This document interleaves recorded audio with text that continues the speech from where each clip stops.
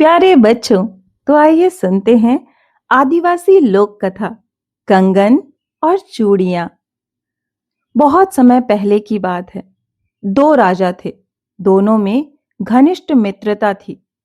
एक राजा की एक बेटी थी और दूसरे राजा का एक बेटा था। दोनों राजाओं ने एक दिन तय किया कि अपने बच्चों का परस्पर विवाह करके अपनी मित्रता को वैवाहिक संबंध में बदल देना चाहिए। दोनों राजाओं के कहने पर शुभ मुहूर्त निकाला गया और राजकुमार और राजकुमारी का परस्पर विवाह हो गया। राजा ने राजकुमारी को पुत्री धन के रूप में कंगन और चूड़ियां दी। राजकुमार राजकुमारी को विदा कराकर कंगन और चूड़ियों सहित अपने महल में ले आया। दोनों हंसी खुशी से रहने लगे। एक दिन राजकुमारी और राजकुमार अपने महल की अटारी में बैठे प्रेमालाप कर रहे थे। बातों बातों में राजकुमारी ने राजकुमार से कहा कि यदि मैं किसी दिन मर जाऊं तो तुम दूसरा विवाह मत करना। राजकुमार ने राजकुमारी को आश्वासन दिया कि वह दूसरा विवाह कभी नहीं करेगा। दुर्भाग्यवश कुछ दिन बाद राजकुमारी की मृत्यु हो गई। राजकुमार बहुत दुखी हुआ। दोनों राजा भी बहुत दुखी हुए।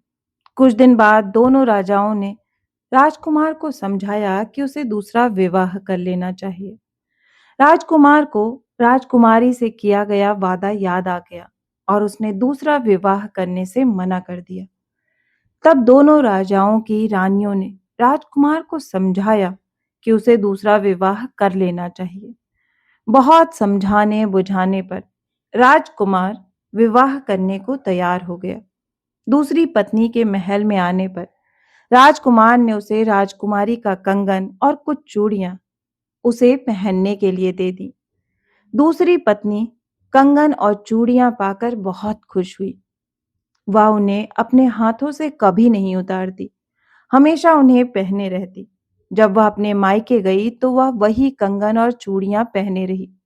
उसने अपने मायके में घूम घूम कर सभी को कंगन और चूड़ियां दिखाई। सभी ने कंगन और चूड़ियों की सुंदरता की बहुत प्रशंसा की। दूसरी पत्नी कंगन और चूड़ियों की प्रशंसा सुनकर फूली नहीं समाई थी। दूसरी पत्नी की मुंह लगी दासी से यह सब देखा नहीं गया और उसने दूसरी पत्नी के कान भरते हुए कहा कि आपका कंगन और आपकी चूड़ियां हैं तो बहुत सुंदर और उनसे आपका हाथ भी बहुत सुंदर दिखता है, लेकिन यह सुंदरता एक हाथ में ही है। आपके दूसरे हाथ में भी ऐसा ही कंगन और ऐसी ही चूड़ियां होती तो बात बनती। अपनी प्रिय दासी की बात सुनकर दूसरी पत्नी बहुत दुखी हो गई। वह जब अपनी ससुराल लौटी तो वहां उसने किसी से कोई बात नहीं की। वह अपने कमरे में जाकर चुपचाप लेट गई। जब उसे भोजन करने के लिए उठने को कहा गया तब भी नहीं उठी। दासियां उसे उठाने के सारे प्रयास करके थक गईं। तो उन्होंने राजकुमार को सूचना दी। राजकुमार ने आकर अपनी दूसरी पत्नी से उठने को कहा, मगर दूसरी पत्नी ने राजकुमार की भी नहीं सुनी। तब राजकुमार ने अपनी दूसरी पत्नी के रूठने का कारण उसकी दासियों से पूछा। इस पर दूसरी पत्नी की मुंह लगी दासी ने इतराते हुए कहा कि हमारी मालकिन इस बात से दुखी हैं कि आपने उनके एक हाथ के लिए तो कंगन और चूड़ियां दी, लेकिन दूसरा हाथ सूना रखा। अब बात तो तभी बनेगी जब आप दूसरे हाथ में भी ऐसा ही कंगन और चूड़ियां पहना देंगे। दासी की बात सुनकर राजकुमार सोच में पड़ गया।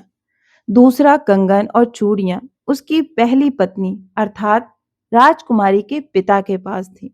राजकुमार को लगा कि जब राजकुमारी ही नहीं रही तो उसके पिता से दूसरा कंगन और चूड़ियां कैसे मांगी। लेकिन अंततः उसे अपनी दूसरी पत्नी के हठ के आगे झुकना पड़ा। राजकुमार अपने पहले ससुर के पास पहुंचा और उसने अपने पहले ससुर से कहा, मैं आपके चरण स्पर्श करते हुए आपसे विनती करता हूं कि जैसा कंगन और जैसी चूड़ियां आपने मुझे पहले दी थी वैसी ही एक बार फिर दे दीजिए। किंतु वो कंगन और चूड़ियां तो मुझे चंद्रदेव ने दी थी। तुम्हें चंद्रदेव के पास जाकर उनसे कंगन और चूड़ियां मांगनी होंगी। राजकुमार के ससुर ने कहा। राजकुमार चंद्रदेव के पास पहुंचा और उनसे निवेदन किया कि जो कंगन और चूड़ियां आपने मेरे पहले ससुर को दी थी, वैसा ही कंगन और वैसे ही चूड़ियां मुझे भी दे दें। वो कंगन और चूड़ियां तो मुझे गुरु बाबा ने दी थी, तुम उनसे जाकर मांगो। चंद्रदेव ने राजकुमार से कहा। यह सुनकर राजकुमार गुरु बाबा के पास पहुंचा। उसने गुरु बाबा को प्रणाम किया और उनसे विनती करता हुआ बोला, जैसा कंगन और जैसी चूड़ियां आपने चंद्रदेव को दी थी, वैसा ही कंगन और वैसी ही चूड़ियां मुझे भी दे दीजिए। लेकिन वो कंगन और वो चूड़ियां तो मुझे यमदूत ने दी थी, इसलिए तुम यमदूत के पास जाओ और उन्हीं से कंगन और चूड़ियां मांगो। गुरु बाबा ने राजकुमार को सलाह दी। राजकुमार गुरु बाबा की सलाह मानकर यमदूत से मिलने के लिए स्वर्ग जा पहुंचा। वहां उसने देखा कि उसकी पहली पत्नी अर्थात राजकुमारी एक आम के वृक्ष के नीचे बैठी हुई है और उसके पास कंगन और चूड़ियों वाली एक पोटली रखी है। राजकुमार राजकुमारी को देखकर बहुत खुश हुआ। उसे लगा कि राजकुमारी उसे कंगन और चूड़ियां दे देगी। वह राजकुमारी के पास रखी पोटली के पास पहुंचा, लेकिन राजकुमारी ने पोटली छूने नहीं दिया। तुमने मुझसे किया गया वादा तोड़ा, दूसरा विवाह रचाया। अब यदि तुम मुझसे आज भी प्रेम करते हो तो इस पोटली को हाथ लगाओ, वरना इसे छुओ भी नहीं। राजकुमारी ने राजकुमार से कहा। राजकुमारी की बात सुनकर राजकुमार ने अपने दिल को टटोला। राजकुमार को राजकुमारी के साथ व्यतीत किए सुनहरे दिन याद आने लगे। उसे लगा कि वह आज भी राजकुमारी से बहुत प्रेम करता है। तब उसे अपना वादा तोड़ने पर पश्चाताप होने लगा और उसने वहीं राजकुमारी के साथ रह जाने का निश्चय किया। राजकुमार, यदि तुम यहाँ स्वर्ग में राजकुमारी के साथ रहना चाहते हो, तो तुम्हें मूंग की दाल का एक दाना और चावल का एक दाना खाना होगा। यमदूत ने राजकुमार से कहा। राजकुमार ने यमदूत का दिया हुआ एक दाना मूंग दाल और एक दाना चावल का खाया और राजकुमारी के साथ खुशी खुशी रहने लगा। तो बच्चों, आपको ये कहानी कैसी लगी? मुझे आशा है कि आपको ये कहानी बहुत ही पसंद आई होगी। अगर आपको कहानी पसंद आई है तो इसे अपने दोस्तों के साथ शेयर करें। और हाँ, इसी तरह की मनोरंजक कहानियां सुनना चाहते हैं तो इस चैनल से जुड़ें और इसे सब्सक्राइब करना ना भूलें। फिर मिलती हूँ एक और नई कहानी के साथ। तब तक आप सभी अपना खास ख्याल रखें।